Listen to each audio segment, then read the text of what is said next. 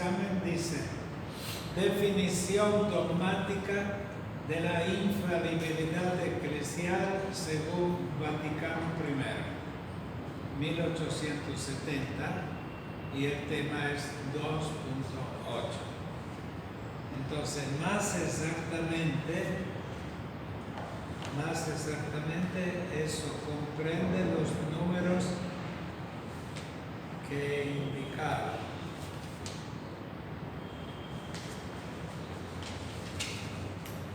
El capítulo 4.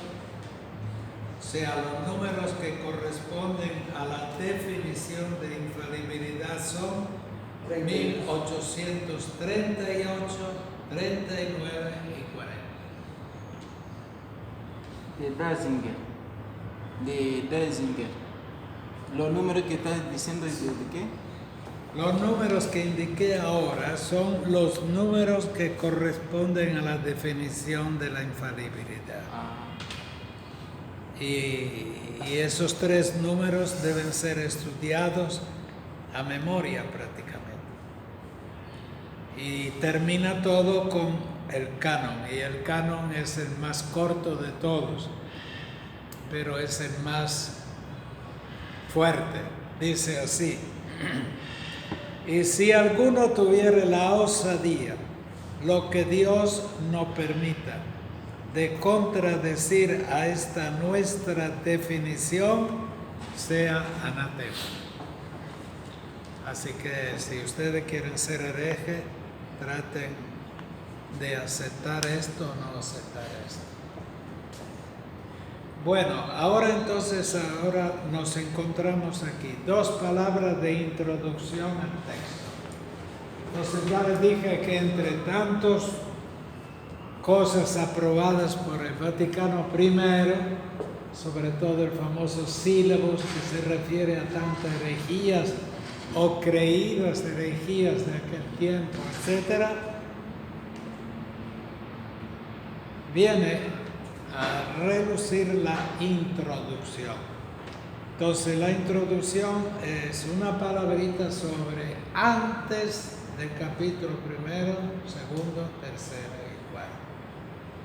Y sería el número 1821. ¿Okay? 1821. Entonces dice el pastor eterno. Pastor Eternos es el título del documento. ¿Okay? Pastor Eterno. Y guardián de nuestras almas, para convertir perenne la obra saludable de la redención, decretó edificar la Santa Iglesia, en la que, como en casa de Dios vivo, todos los fieles estuvieran unidos por un solo vínculo. O sea, la unidad de la Iglesia. Y mira a este punto que se llama convergencia. Y luego dice que esto ya está presente en la Biblia, tanto en el Antiguo, pero especialmente en el Nuevo Testamento. Y luego al final de esta introducción dice lo que son los títulos. Nos es la manera de escribir y de pronunciarse el Papa cuando tiene una definición solemne. En cambio, decir yo, como el actual Papa, los anteriores también usan ya el yo. Antes era todo nosotros. Nos juzgamos ser necesario para la guarda, la incolumidad, el aumento de la Grey Católica, proponer como aprobación del Sagrado Concilio, o sea, esta es la intención clara del concilio, la doctrina sobre qué? Sobre la institución, capítulo primero. Perpetuidad, capítulo segundo. Naturaleza del sagrado ministerio primado apostólico, tercero. Y luego finalmente mantener como creíble para todo el mundo en forma universal la infalibilidad. Esto se dice en la introducción. Ahora vamos al primer punto. Yo voy a comentar sobre todo los cánones, ¿ok? Entonces, capítulo primero, de la institución del primado apostólico en el bienaventurado Pedro. O sea, ¿quién recibió esta elección y este nombramiento?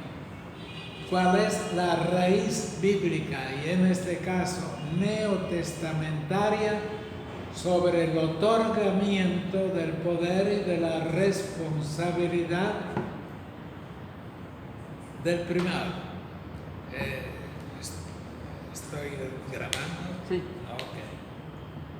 Entonces el canon dice lo siguiente, ¿ok? El canon corresponde al número 1823. Dice así: si alguno dijere, la manera de cánones es siempre la misma. Sí, sí, sí, anatema, ¿ok? Primero dice la materia de lo que se condena y luego la solución final. Si alguno dijere que el bienaventurado Pedro apóstol no fue constituido por Cristo Señor, príncipe de todos los apóstoles y cabeza visible de toda la iglesia militante, esa es la terminología del Vaticano I. Por ejemplo, dice, fue constituido por Cristo príncipe de todos los apóstoles y cabeza visible de la iglesia militante. Vea cómo está subrayada la visibilidad de la iglesia. O sea, no es solamente un mandato espiritual, una exhortación, sino es algo, afirmación contundente. La cabeza visible de toda la iglesia militante. La palabra militante no se usa más. Cuando el documento Lumen Gentium fue presentado en el Vaticano II, la primera redacción tenía el primer capítulo que decía naturaleza de la iglesia militante. Militante se refiere a soldados, a guerra, por decir así, en la mentalidad nuestra. ¿Okay? O que recibió directa e inmediatamente del mismo Señor nuestro Jesucristo solamente un primado de honor, pero no de verdadera jurisdicción, sea anatema. Entonces se dice en este primer capítulo dos cosas. Primero, se dice que fue constituido este primado para Pedro como jefe del grupo, etcétera, por el mismo Jesucristo. Y lo llama cabeza visible de la iglesia. O sea, visible quiere decir carne y hueso. Debo verlo, ¿ok? O que recibió directa o inmediatamente, solo que un primado de honor. ¿Ok? Un primado de honor, por ejemplo, la reina de Inglaterra no es jefa de gobierno. El jefe de gobierno es el primer ministro, que normalmente es el primer ministro de uno de los dos partidos de Inglaterra. Y así de otras cosas. Aquí entonces excluye que el primado que Pedro recibió directamente de Jesucristo sea solamente un primado de honor, sin jurisdicción de tomar decisiones. Entonces, el que mantenga esto de esta manera está en la lista de sea anatema. ¿Está bien? Este es el primer canon. Segundo canon del capítulo 2, de la perpetuidad del primado. No fue dada solamente a Pedro, sino a todos los sucesores de Pedro. O sea, los sucesores en el ministerio petrino. Cuando el Papa Benedicto XVI, hace unos 15, no, menos de 15 años, unos 10 años, renunció, él dijo, por motivos personales, de salud, etc., renuncio al ministerio petrino. Es una palabra técnica, quiere decir ejercida por Pedro. Y es sucesor de Pedro, no de Pablo o de otros. Fue dada por Jesús. Y entonces aquí viene el canon que corresponde a este segundo capítulo. Y dice, si alguno pues dijere que no es de institución de Cristo mismo, es decir, de derecho divino, o sea, recibió el primado, qué sé yo, de estima de parte de Jesús hacia Pedro, etc. No, aquí dice, es del derecho divino. O sea, es no una reflexión teológica como tal, sino arranca de una decisión de Jesucristo, quien era hombre y Dios, derecho divino. Que el bienaventurado Pedro tenga perpetuos sucesores en el primado sobre la Iglesia universal.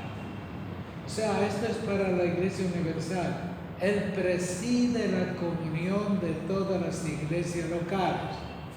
Y esta fue la palabra que el Papa Francisco dijo al día siguiente de su elección. Me han elegido para animar la comunión de la Iglesia universal como sucesor de Pedro. Exactamente como dice aquí. Entonces, que tenga perpetuos sucesores en el primado sobre la Iglesia, o que el romano pontífice no es sucesor del bienaventurado Pedro en este primado, sino anatema.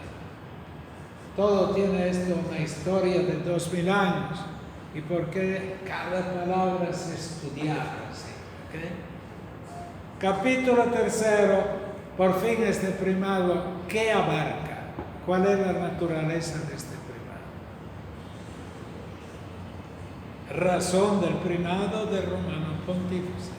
Aquí hace una historia breve de cómo históricamente se abordó este tema y el resultado final. Entonces, el resultado final es del canon, que corresponde al número 1831. 1831. Y dice lo siguiente. Así pues, si alguno dijera que el romano pontífice tiene solo deber de inspección y dirección, pero no plena y suprema potestad de jurisdicción sobre la Iglesia universal, por ejemplo, el Papa en estos días tuvo que afrontar un tema muy difícil. Y para la misma imagen del Papa, una decisión pues grave. Había un cardenal, es todavía cardenal, pero sin jurisdicción. Había un cardenal que se llamaba Beccio, y fue creado cardenal hace unos 5 o 6 años. Y por mucho tiempo él era el que coordinaba todo el cuerpo diplomático de la Santa Sede. Y era arzobispo según los títulos que dan a este nivel de la burocracia vaticana.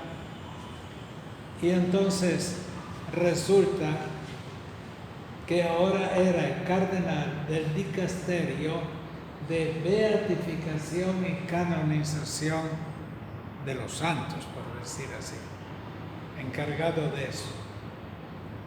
El que lleva adelante todo el dossier para ver la causa, los motivos, o sea, todo lo que le ha pasado a José Gregorio Hernández pasa prácticamente a través de ese dicasterio, que es como un departamento, digamos, de la Secretaría de Estado, y tomar las decisiones previas a la decisión definitiva del Papa. Entonces parece que hubo un desfalco de dinero hace unos años de parte de la Secretaría de Estado. Y parece que él, yo digo parece porque yo no conozco los puntos ni tengo por qué conocerlos. Si el Papa toma una decisión de ese tipo, será por motivos muy graves, ¿ok? Y también otras cosas, o sea, el conjunto de cosas.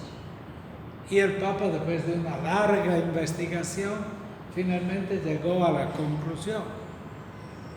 Y era uno de los cardenales sobre quien él tenía una confianza prácticamente llena. Y lo llama y un diálogo personal o diálogo o conversación mejor, porque el diálogo tiene implicaciones, ¿ok? Le dice, mi querido cardenal, yo he perdido la confianza en mí. Una frase que es una bomba atómica, ¿ok? Y el pobre casi se desmaya, por decir así. Yo me refiero a los repuntes de periódicos, etcétera, que llegaron. Y confundido, y al día siguiente, a un cierto tiempo, haciendo como quien no cree que haya sucedido eso por la gravedad de la decisión. O sea, le quita todos los poderes propios de un cardenal, lo quitó de jefe de este departamento, como un ministro, por decir así. El mismo Amato, que era salesiano, vino aquí a Venezuela para la beatificación de Ardiles. Y él era el jefe de este departamento y este hecho sustituyó a este cardenal salesiano. Entonces le dije, te quito de este departamento, no tiene ninguna responsabilidad. Se acabó. Y luego lo más grave, te prohíbo, o sea, tú no puedes participar en el próximo cónclave para la elección de mi sucesor. O sea, esta última cosa es la más grave. Inclusive yo me preguntaba si el Papa hacía esto como un simple castigo o cosa por el estilo, porque esta era prácticamente quitarle como la jurisdicción, aunque el Papa dice luego, conservas el nombre de cardenal. En cambio, en Estados Unidos, por cosa parecida, pero muchas más graves, a aquel cardenal de Washington le quitó toda jurisdicción hasta del ejercicio del ministerio sacerdotal y episcopal. O sea, reducido a ser un simple laico. ¿Ok? En este caso, no. Ok, entonces, uno dice, ¿y quién le dio la autoridad al Papa para hacer esto? Aquí habla de una autoridad, de una jurisdicción, fíjese, sobre la Iglesia Universal. No solo en las materias que pertenecen a la fe y a las costumbres, o sea, la parte moral, sino también en las que régimen disciplina de la Iglesia difundida por toda la obra. O sea, esta que el Papa haya tomado esta decisión, esto no pertenece a la infalibilidad, es una autoridad de tipo disciplinario, pero aquí dice que puede intervenir en cualquier parte de la Iglesia Universal cuando se trata pues, de casos graves de este tipo. Y la decisión que ha tomado con su autoridad tiene potestad suya, no es ordinaria e inmediata, tanto sobre todos y cada una de las iglesias, como sobre todos y cada uno de los pastores y de los fieles. Por ejemplo, los casos recientes de pedofilia. El Papa anterior un día habló en forma detallada y le dijeron los periodistas, ¿cuántos a usted de sacerdotes y obispos les quitó la jurisdicción en estos últimos tiempos? Creo que fue Papa por unos 7 años. Entonces dijo alrededor de 700. Y todos de la Iglesia Universal. ¿Okay? Y esta es la parte, digamos, negativa del nombramiento de obispos. A él le toca por la misma autoridad también el nombramiento de obispos, pero con estas condiciones. Bueno, entonces uno dice, ¿y al Papa quién le dio todo eso? Léanse este documento del Vaticano I y ahí tienen toda la respuesta. Yo les recomendaría que leyeran todo el documento, no solamente los cánones. Leyendo los cánones ya ustedes tienen exactamente el punto central de la decisión. Y para esto, si ustedes siguen en la Iglesia Católica, y si ustedes van a ser ordenados sacerdotes con ministerio pastoral, etc., deben creer y aceptar esto. Entonces, ¿quieren saber cuál es la última cosa del magisterio infalible del Papa? Eso lo vamos a explicar la próxima vez. Y ahí determina cuál es el campo que abarca la infalibilidad del Papa, en qué cosa él es infalible. Y el último canon, como les dije, aquí no está reducido a un canon como en los capítulos anteriores, sino a una sentencia final, que es fuerte.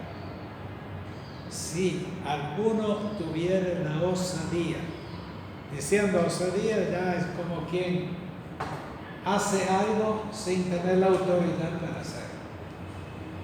Lo que Dios no permita, por favor que no hagan eso, sino caen en una herejía. De contradecir a esta nuestra definición, sea una definición dogmática, lo dice claramente. Contradecir significa que tú estás convencido de lo contrario. Sea anatema. El último canon es el más corto, pero es el más tajante. Bueno, mi gente, ustedes podrán leer la Lumen Gentium todita, ¿verdad? No van a encontrar ningún canon y ninguna sentencia anátema. Es otro estilo. Y es el estilo que hoy en día uno no aceptaría. O sea, hay que usar otra metodología de lenguaje, etc. Pero estamos aquí en la época en que la Iglesia era considerada la sociedad perfecta. Y sociedad perfecta en lo civil y en lo eclesial y eclesiástico. Y naturalmente que se llegue a la definición dogmática no es que los obispos que estaban en el Vaticano I tuvieron una noche fea, mala, por sueños u otra cosa, y entonces improvisaron esta definición dogmática, etc. Olvídese. Esto comenzó desde la era apostólica y la comenzó Jesús mismo. Y léanse aquello cuántas veces Jesús conmitó, o sea, prácticamente condenó a quienes no aceptaban ciertas sentencias esenciales de la verdad como tal. Y a lo largo de toda la historia se estuvo presente. Y estuvo presente con método de retorno a y con la sentencia que sea anatema, o con el método del diálogo. Y el método del diálogo tiene cuidado de la autenticidad de los interlocutores. Segundo, uno mismo en diálogo tiene que ser dinámico y ayudar con estudio, con oración a recomprender la verdad. ¿Ok? Y tercero, aspirar a llegar a la convergencia en la verdad plena sobre la Iglesia. ¿Cuándo llegue? Lo cierto es que eso está mandado. Y está mandado en el capítulo 17 del Evangelio de Juan. Que todos sean uno como tu Padre y yo somos uno. Y siempre se cita eso con una interpretación dogmática de la obligación prácticamente de la unidad. ¿Está o no está? Padre, diga, para mí no es lo más importante, pero cómo la palabra de Dios, o sea, el Evangelio de Jesucristo, ilumina lo que se dice, o sea, cómo el Evangelio iluminó el diálogo que ha hecho que la gente logra entender a través del Evangelio esa discusión, o sea, la manera para poder entenderlo así. En la cosa que leyó, obvio, se puede entender, pero en el cuerpo del Evangelio, o sea, Yo te dije al comienzo que los cuatro capítulos tienen varios numerales, les indiqué los numerales, ¿no? Y luego tiene el canon, o sea, la conclusión. En toda esta parte se cita el Evangelio, el Nuevo Testamento, el canon, con la palabra exacta que se refiere al tema. Te hago un ejemplo, por ejemplo, de la institución del primado apostólico en Pedro. Solamente te indico las citas bíblicas. Primero, tú te llamarás Cefas o Kefas, ¿ok? Y esto es Juan 1:42. Segundo, Mateo 16:16. Y yo te digo que tú eres Pedro, y sobre esta piedra edificaré mi iglesia, y las puertas del infierno no prevalecerán contra ella. Y a ti te daré las llaves del reino de los cielos. Y cuando atares, ata. Y cuando desates, estará desatado en el cielo. Son toda palabra y estilo definitivo. Son sentencias. No es solo deseo. Naturalmente, toda esta interpretación de las citas evangélicas, hay una gran variedad entre la interpretación de la Iglesia Católica y la Iglesia Protestante. Algunos admiten la interpretación que tenemos nosotros, otros no. ¿Okay? Y Mateo 16:16 es uno de los puntos claves. Si un día vas a Roma y a la Basílica de San Pedro, ¿viste, no? Sobre la Basílica, en la cúpula, etc., hay unos letreros grandotes con mosaico y tal, son estos, en latín, pero tú eres muy avanzado en latín, así que no hay problema. Y luego otro, apacienta mis corderos. Y luego apacienta a mis ovejas. ¿Y por qué va a decir ovejas si ya dijiste ya los corderos? Eso es Juan 21:15. Bueno, es solo un ejemplo. Y si tú lees los otros 4 capítulos con todas estas citas bíblicas, te darás cuenta si esto es abuso de interpretación o si es en cambio una sentencia dicha claramente ya. Por eso les dije que este tema lo deben leer y estudiar, aunque les exijo solamente el canon. Y luego, para la infalibilidad, todo el texto. Padre, antes de Vaticano I, cuando hablábamos de la problemática entre Lutero y la Iglesia, la Reforma y Contrarreforma, decíamos que había dos tendencias. La primera acentuaba la parte de la iglesia visible, que es la iglesia, y la parte de la iglesia invisible, que era Lutero. Y en la solución... Pero no hagas así como si fuera blanco y negro. Sí, porque... O sea, históricamente la Iglesia Católica en ese momento exageró en subrayar la visibilidad. Sí. Y la Iglesia Luterana, pues, eliminó la visibilidad prácticamente. ¿Ok? O sea, las dos tendencias son tendencias que se excluyen casi recíprocamente. Sí, en la reflexión que hicimos en la clase, usted proponía, bueno, se llegó a una posible reflexión de que había que buscar el punto de equilibrio entre la institución visible y la iglesia invisible. Ese es todo el trabajo que hizo el Vaticano II. Ajá, pero en resumen, ¿cómo se puede entender, cómo se puede orientar esa reflexión de buscar el Por equilibrio? ejemplo, aplicado el primado del Papa a los obispos del Vaticano II, porque el Vaticano I no estudió específicamente el tema del episcopado.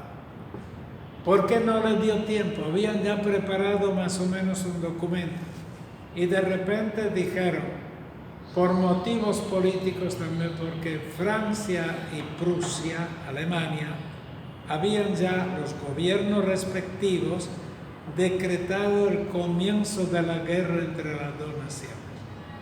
Ese fue el último hecho para apurar ya, cerrar el concilio y ponerle la nota famosa, cerrado hasta nuevo aviso. En el nuevo aviso llegó al Vaticano II que dijo, consideramos cerrado el Vaticano I y este concilio es solamente Vaticano II. ¿Algo más? No. Bueno, entonces por hoy hasta aquí. Ahora, ¿ustedes creen que todos tengan clara idea de este punto?